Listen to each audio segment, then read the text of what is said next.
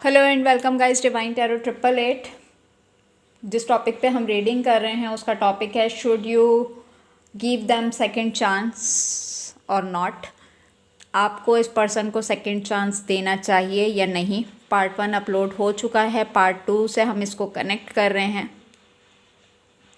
Check कर रहे थे हम इस पर्सन के थॉट्स में क्या चल रहा है। सबसे पहली चीज़, जिस तरीके से इस पर्सन ने आपको लेफ़्ट आउट फील करा दिया था, जिस तरीके से ये पर्सन आपकी ज़िंदगी से निकल चुका था, आज जब इसने आपको देखा है, आज जब इसको कहीं से आपके बारे में कोई ख़बर मिली है, तो इम्पेशेंस एनर्जी आ रही है कि इस रिलेशनशिप पे दोबारा से वर्क करना चाह रहा है। बट अभी भी कहीं ना कहीं ये आपके साथ विक्टिम कार्ड प्ले कर रहा है। अपने आप को विक्टिम बना लेना, अपनी मजबूरियों का रोना रोना, अपने आप को मज़लूम साबित कर देना कि दुनिया का एक यही मज़लूम इंसान है, बाकी तो पूरी दुनिया ही ज़ालिम है। वो वक्त ये भूल गया जिस वक्त आपको ये ग्रीफ की एनर्जी में छोड़ के गया था। आपके ऊपर और भी जिम्मेदारियां हो सकती हैं।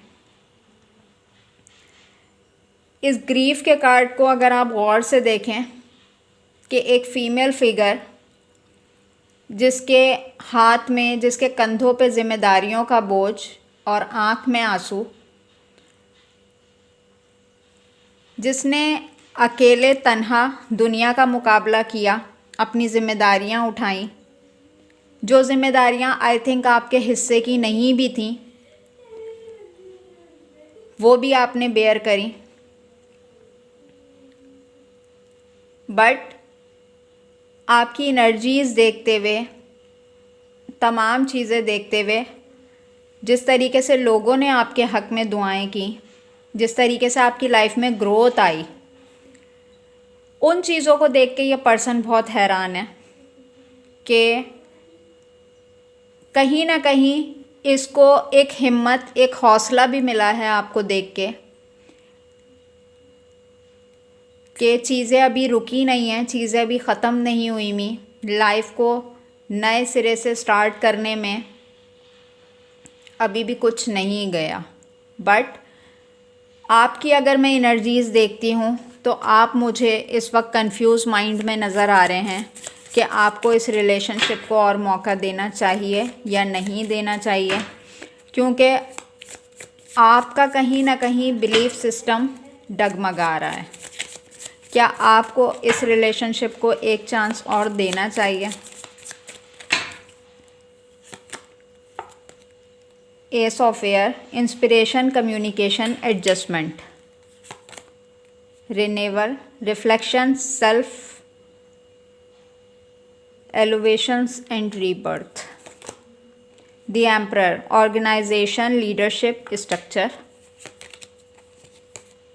Justice, fairness, the law of karma. Okay. 5 of fire, conflicts, enosis, competition. देखें, अगर बात की जाए कि आपको इस पर्सन को एक मौका देना चाहिए, एस ऑफ एयर की एनर्जी आ रही है मेरे पास। फीमेल में भी हो सकती है, मेल में भी हो सकती है, जेंडर स्पेसिफिक है, आप अपने तरीके से लीजिएगा।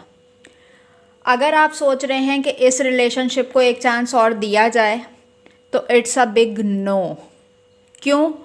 क्योंकि इस पर्सन के हालात बदले हैं, इस पर्सन का परसेप्शन नहीं बदला है आपको लेके।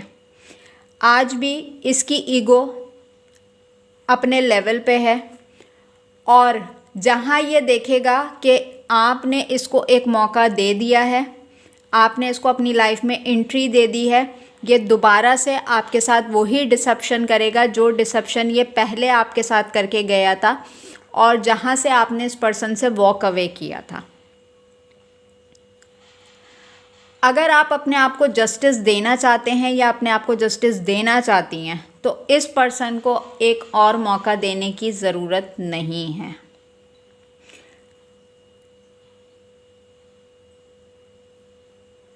क्योंकि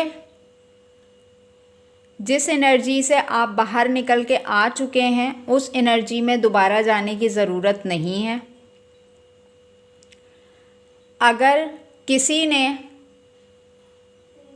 और यहाँ पे देखें एक चीज़ और मैं बताती चलूँ, अगर ये पर्सन आपकी तरफ कम बैक कर भी रहा है तो जो रायता ये आपकी ज़िंदगी में फैला के गया था और जहाँ गया था वहाँ पे भी ये रायता फैला के कम बैक आपकी ही तरफ कर रहा है, क्योंकि ये वो इंसान है जिसको अपनी ज़िंदगी में कहीं कोई सेटिस्फेक्शन नहीं मिल पाती, क्योंकि इसका परसेप्शन ही दुनिया से अलग है।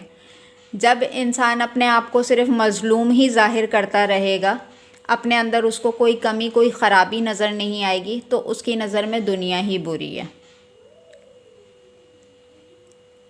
आई थिंक जब ये आपसे रिलेशन में था तो अपने आप को बहुत लाइक फाइक काबिल पर्सनैलिटी समझता होगा कि दुनिया इसकी मुट्ठी में है, जैसे दिल चाहता है ये चला सकता है। आई थिंक मेहनत आप करते होंगे, क्रेडिट में ये खड़ा हो जाता होगा कि शायद आपकी लाइफ में आज जो कुछ भी है वो उसका क्रेडिट कहीं ना कहीं इसको जाता है, क्योंकि यहाँ पे विक्टिम कार्ड प्ले करता हुआ नज़र आ रहा है। अभी भी पहले ये आपसे सॉरी अपॉलॉजी फील करेगा, बट जब आप इसकी टर्म्स एंड कंडीशन पे पूरे नहीं उतरेंगे ये दोबारा उससे बढ़ के आपके साथ डिसेप्शन करके जाएगा। सो अपनी एनर्जी को प्रोटेक्ट करें।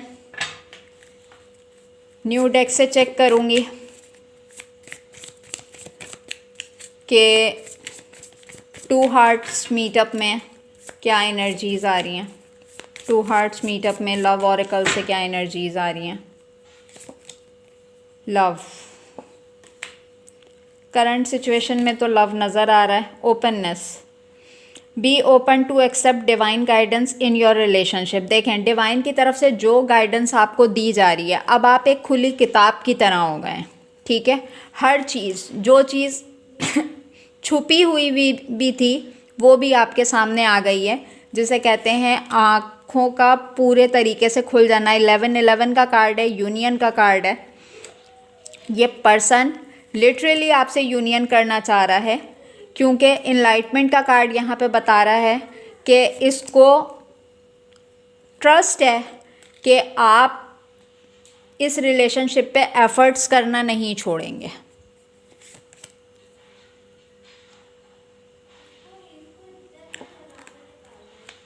लाइब्रेंथ का कार्ड यहाँ पे बता रहा है कि देखें वो टाइम फील करें जब आपने सब कुछ खोया था।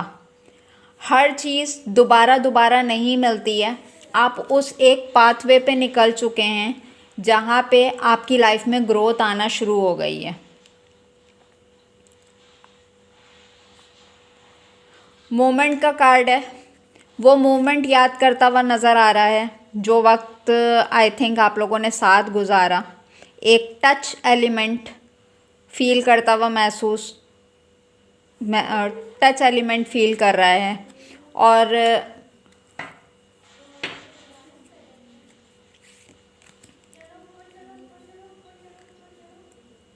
Your strength and weakness are being tested. देखें ये आपका टेस्ट है, यूँ समझ लें कि अपने आप को रिस्पेक्ट करें। आपका रिलेशनशिप इस वक्त टेस्टेड पॉइंट ऑफ व्यू से गुजर रहा है। ये पर्सन इस वक्त तो आपको ट्रू लव की फॉर्म में देख रहा है, और अगर आपने जो अच्छे मोमेंट गुजारे हैं अगर आप उनको याद करें तो जो टाइम आपने अकेले गुजारा, जो आपने इस रिलेशनशिप से सबक सीखा, जो लेसन लर्न किया, तो उसको मत भूल के आगे बढ़िएगा। गाइडेंस कार्ड देखती हूँ मैं यहाँ पर। The energies is gaining momentum, take time to breathe out. अपने आप को हील करें। A win win outcome is forecast. अगर आप देखते हैं कि ये पर्सन आपके पास पलट के आया है तो आपको ज़्यादा हाई एनर्जी में जाने की ज़रूरत नहीं है, क्योंकि इस पर्सन का जो पैटर्न रहा है वो राउंड एंड राउंड दोबारा से रिपीट करेगा जब आप इसकी एनर्जी में इसके टूवर्ड्स बिल्कुल आ जाएंगे, ठीक है। तो ये आपके लिए एक रेड फ्लैग है। हो सके तो अपने आप को इस एनर्जी से डिटैच करें। अपना बहुत ख्याल रखिएगा। Take care and bye bye.